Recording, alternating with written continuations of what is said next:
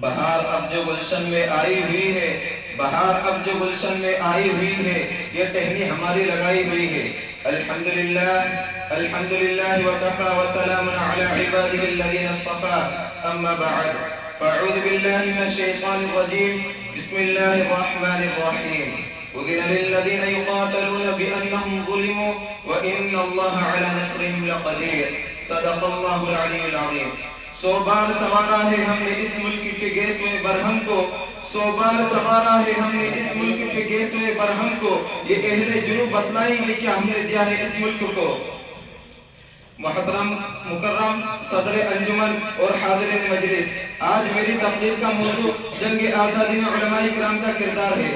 مجھے سمجھ میں نہیں آ رہا ہے کہ میں کہاں سے شروع کروں اور کہاں پر ختم کروں، اور ہندوستان کی داستان بہت طویل ہے۔ میں حیران و پریشان ہوں کہ اس مختصر اور قلیل وقت میں اس لمبی مہابھارت کے موضوع پر کس طرح گفتگو کروں۔ پھر بھی جہاں تک ہو سکے کچھ موٹی موٹی باتیں بیان کرنے کی کوشش کروں گا۔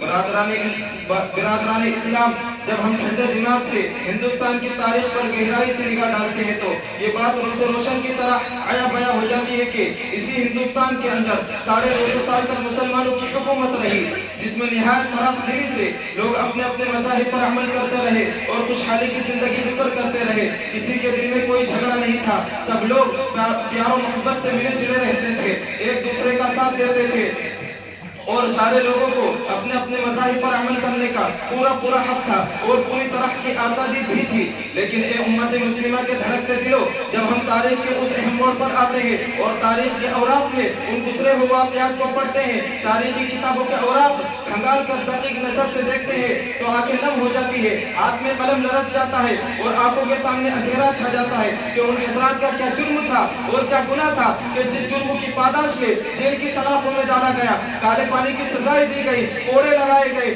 صفوں میں کھڑے کر کے گولی چلائی گئی اور پھانسی کے تختے پر چڑھائے گئے۔ برادران اسلام، اس کو مختصر طور پر یوں سمجھ لیجئے کہ جب یہ انگریز ملعون بدبخت کا دور آیا تو اس وقت سے ہندوستان کے مسلمانوں کو برباد کرنے میں کوئی کسر نہیں چھوڑی۔ اس انگریز کی حقیقت کو پہچانو، یہ ہماری نسلوں کا دشمن ہے، یہ ہمارے دین کا دشمن ہے، یہ ہمارے ایمان کا دشمن ہے۔ آج ان کی ظاہری ترقی دیکھ کر ہم سمجھتے ہیں کہ وہ کسی معزز قوم کا نام ہے، یہ کوئی معزز قوم نہیں، یہ ایک غیر مہذب قوم ہے جس نے افریقہ کو برباد کر کے رکھ دیا، جن کی وجہ سے آج افریقہ میں چوری، زنا، شراب نوشی اور ڈکیتی کے سوا کچھ نظر نہیں آتا۔ یہ وہ ظالم قوم ہے جس نے دنیا سے خلافت عثمانیہ کو ختم کیا تھا، وہ خلافت عثمانیہ جو ساری دنیا کے اوپر دین اسلام کا نور پھیلا رہی تھی۔ حرمین شریفین سے لے کر یورپ تک جس خلافت کا اقتدار پھیلا ہوا تھا، اس عظیم خلافت کو ملعون انگریز نے ہم سے چھینا تھا۔ پھر جب انگریز ہندوستان میں آیا تو اس وقت ہندوستان کے مسلمان متحد و متفق تھے، ان کے درمیان کوئی اختلاف نہیں تھا، کوئی تنازع نہیں تھا۔ علماء اکرام جو بتاتے تھے عوام اسی پر عمل کرتی تھی۔ اسی ہندوستان کے اندر مجاہدین تھے، صوفیاء تھے، بزرگ تھے، عالم تھے، زاہد تھے، پیر تھے، محدث و مفکر تھے اور فقہاء کرام بھی تھے، سب کے سب ایک ساتھ ملے جلے رہتے تھے۔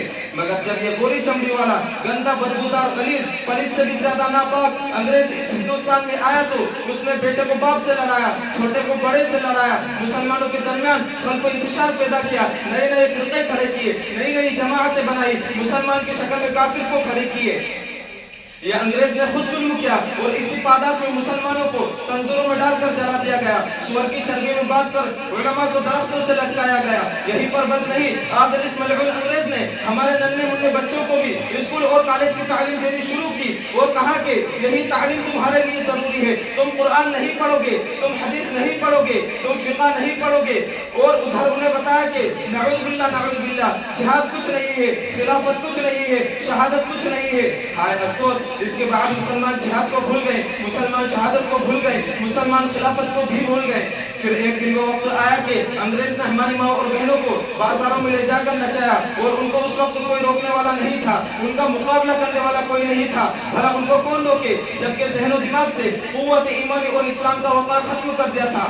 ملت اسلامیہ کے پاس بانو، اگر ہندوستان کی جنگ آزادی میں علماء کرام حصہ نہ لیتے تو یہ ہندوستان کبھی بھی آزاد نہ ہوتا، اور اگر یہ سرخیل آزادی نہ ہوتے تو تحریک آزادی نہ چلتی، تحریک بالا کوٹ نہ چلتی، تحریک خلافت نہ چلتی، تحریک ریشمی رومال بھی نہ چلتی، ہندوستان چھوڑو تحریک بھی نہ چلتی۔ मेरा अजीज साथियों, सन 1857 की जंग आज़ादी में 2 महल बनाए गए। एक महल अम्बाला पर जिसकी क़ियादत हज़रत मौलाना जाफर थानेसरी रहमतुल्लाह अलैह के पास थी। दूसरा महल शामली पर जिसकी क़ियादत हज़रत हाजी इमदादुल्लाह मुहाजिर मक्की रहमतुल्लाह अलैह के पास थी।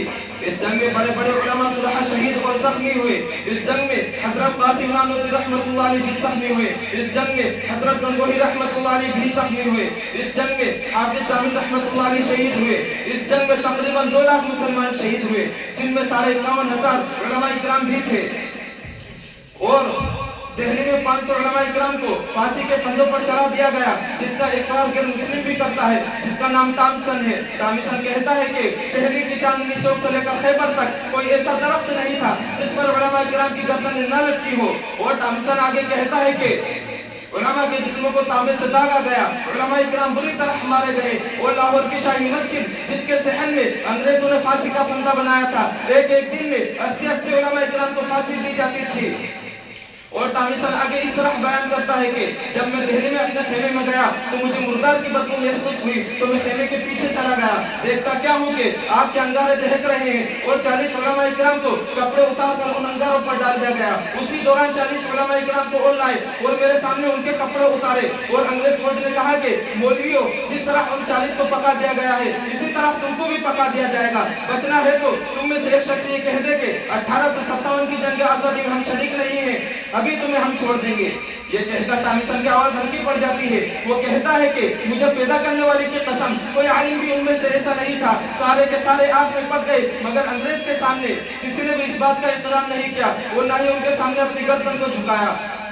बरादरान मिल्लत, सन 1857 की जंग आज़ादी में 3 लाख कुरान मजीद के नुस्खे को बदबख्त अंग्रेज ने आग में जला दिया और इसके बाद जज्बा जिहाद को खत्म करने का इरादा कर लिया था। और आज तक यही सिलसिला जारी है। मेरे दोस्तों, हमें हमेशा बेदार रहना चाहिए और हमें उलमा इकराम के किरदार को सामने रखकर